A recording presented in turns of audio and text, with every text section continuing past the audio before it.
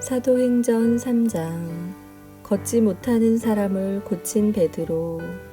어느 날 오후 3시 기도하는 시간이 되어 베드로와 요한이 성전으로 올라가고 있었습니다.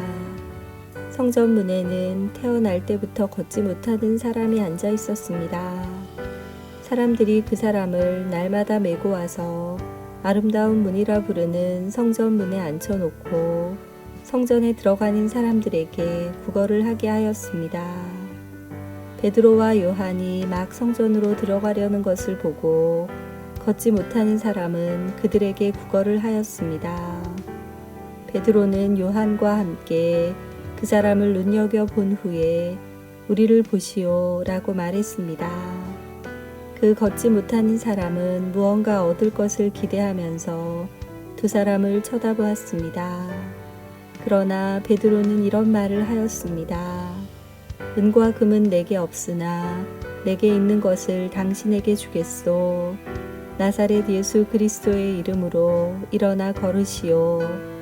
이 말을 하면서 베드로는 그 사람의 오른손을 잡아 일으켜 세웠습니다. 그러자 그 사람의 다리와 발목에 힘이 생겼습니다.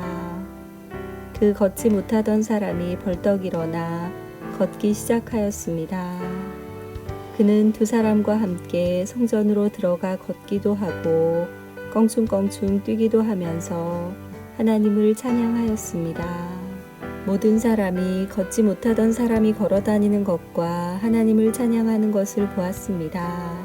사람들은 그가 전부터 성전의 아름다운 문에 앉아 구걸하던 바로 그 사람이라는 것을 알고서 눈앞에서 벌어진 이 일로 인해 크게 놀라며 이상하게 생각했습니다. 베드로의 설교. 그 사람은 베드로와 요한을 꼭 붙들고는 놓아주질 않았습니다. 사람들이 모두 놀라 베드로와 요한을 보러 솔로몬의 행각이라 부르는 곳으로 몰려들었습니다. 베드로가 이 사람들을 보고 말했습니다. 이스라엘 백성 여러분, 왜 이 일로 놀라십니까? 왜 그런 눈으로 우리를 보고 계십니까? 우리의 능력이나 우리의 경건함 때문에 이 사람이 걸을 수 있게 되었다고 생각하십니까? 우리 조상의 하나님이신 아브라함과 이삭과 야곱의 하나님께서 그분의 종이신 예수님을 영화롭게 하셨습니다. 여러분은 예수님을 넘겨주어 죽게 했습니다. 빌라도가 그분을 풀어주자고 선고했을 때도 여러분은 빌라도 앞에서 그분을 부인했습니다. 여러분은 거룩하고 의로우신 예수님을 풀어주는 것을 반대하고 그 대신 살인자를 풀어달라고 요구했습니다. 마침내 여러분은 생명의 주님을 죽였습니다. 하지만 하나님께서는 그분을 죽은 자들 가운데서 살리셨습니다. 우리는 이 일의 증인입니다. 예수님의 이름을 믿는 믿음 때문에 여러분이 보고 아는 이 사람이 건강하게 되었습니다. 여러분 모두가 보시다시피 예수님의 이름과 그분을 믿는 믿음으로 이 사람이 완전한 치료를 받은 것입니다.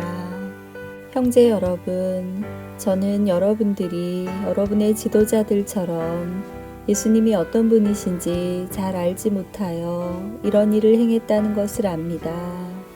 하지만 하나님께서는 모든 예언자들을 통해 그리스도께서 고난을 당하실 것이라고 미리 말씀하셨던 것을 이렇게 이루셨습니다. 그러므로 여러분은 회개하고 하나님께로 돌아오십시오. 그리하면 여러분의 죄는 씻음 받을 것입니다. 주님께서 주시는 새로운 때가 올 것입니다. 또 주님께서 여러분을 위해 미리 정하신 그리스도 예수를 보내주실 것입니다.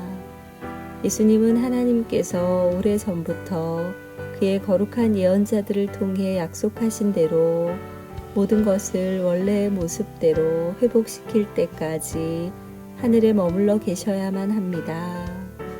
모세가 전에 이런 말을 하였습니다.